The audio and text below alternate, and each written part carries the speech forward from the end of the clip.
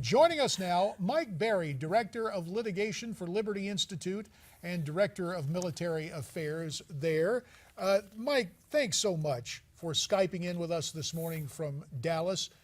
Why would a Christian chaplain not use Scripture during a suicide prevention session? Well, thanks for having me on, and you know, yeah, to answer your question, that's what chaplains do. That's their job, is to the old phrase that we often hear in the military is the job of a chaplain is to bring soldiers to God and God to soldiers. And in this case, our client, Chaplain Lawhorn, was simply doing his job and conducting a suicide prevention class, and really wanted to make sure that if what he was teaching them would even save just one life, then it was absolutely worth it. And he wanted to connect with his soldiers, so the way he did so was to talk about personal struggle that he'd had with depression and some of the methods and techniques that he had used successfully to battle his own depression. And among those were relying on his faith and turning to Scripture. And somebody said that they were offended by that, and instead of going to the chaplain and showing him professional courtesy by sitting down with him and discussing their issues and concerns, they ran to an atheist advocacy organization, who then in turn told a liberal media outlet about this, and it really spun out of control. And the bottom line is that federal law, the Constitution of the United States, military regulations, they not only say that chaplains are allowed to talk about faith in this context, but that a chaplain's religious expression is actually protected by law. So not only did Chaplain Lawhorn do nothing wrong, I think it's pretty reasonable to conclude that his commander is the one that's in the wrong with respect to the law. So, Michael, you actually represent the chaplain, is that correct? That's right. So what is next in terms of legal, your strategy or your process? What happens from here? Well, we submitted a rebuttal in response to the allegations that our client, Chaplain Lawhorn, was, and actually there is no military regulation that was cited. They cannot cite to any regulation that he violated, because he didn't violate any regulations. All they said was that he advocated for Christianity and to use Scripture as a potential solution. Solution to what? Well, to people who might be considering suicide. So that's certainly appropriate for him to do that. And our response says exactly what I just said a few moments ago, is that not only is he allowed to do that, the law protects his ability to do that. And in fact, when I began to dig down into the Army regulations and Army policy doctrine on how to prevent suicides, the Army has identified spiritual fitness and wellness as a key component to combating this epidemic of suicide that's on the increase in the Army. And so the Army says, at the highest levels at the Pentagon, we want to make sure that our soldiers are spiritually well and fit, because that is a key component to making sure that they don't become depressed and commit suicide. And so we've asked the Army to withdraw and rescind that letter of concern, which is an administrative form of punishment, and we've given them until December 15th to do so.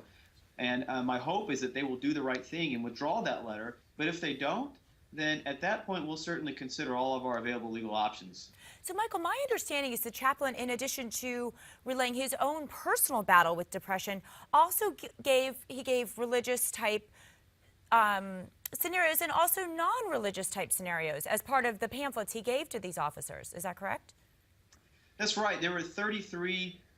Well, there were many. Obviously, his entire unit was in attendance, but in response to what happened to him, 33 members of his unit, fellow soldiers, provided letters of support on his behalf, and most of those were either in attendance or know him very well personally, and they universally say that throughout his presentation, Chaplain Lawhorn repeatedly said, not only I'm not saying that religion is the only way, or relying on your faith is the only way to battle to fight depression or suicidal thoughts.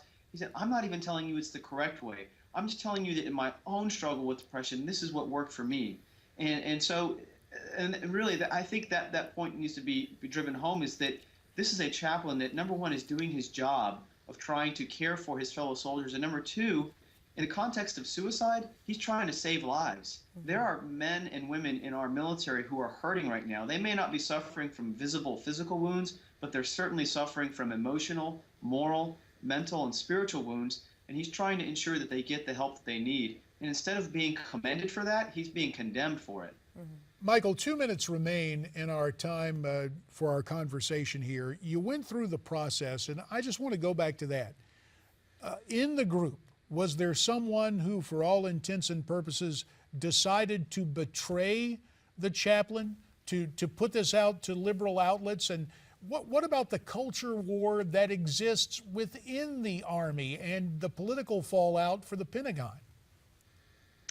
Well, I'm not really sure what the motives of the soldier who complained were. I don't know if they had not received adequate instruction on how to use the chain of command, or whether they decided that this was something that they wanted to do to make this a very public scandal. It's very unfortunate that they decided not to bring this up to the chaplain personally, where it could have been handled in a one-on-one situation, and that they decided to go to an outside, a non-DOD organization that advocates for atheism in the military. And in the broader context of the military, as you alluded to, certainly Congress has been tireless in their efforts to ensure that our service members have full and robust constitutional protection, specifically with respect to their religious freedoms in our military. And that's because, at Liberty Institute, people can go to libertyinstitute.org and check out all the incidents of hostility against our service members who want to express their religious faith and just live their faith out openly. And these are people of all faiths. And when our military service members are not free to express their faith openly, then my fear is that nobody's safe. If they can strip religious freedom away from our service members, then they can take it away from anybody. None of us are safe. That is very well said. And Michael Berry, we very much appreciate your insights on this curious case against a chaplain for expressing his faith and citing Scripture. Thanks so much. America's Forum continues following this Newsmax Now update.